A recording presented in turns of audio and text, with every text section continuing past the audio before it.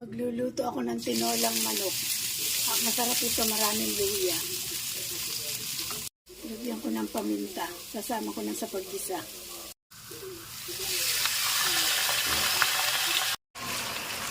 Lagay ko na yung patis. Andito na rin yung sayote.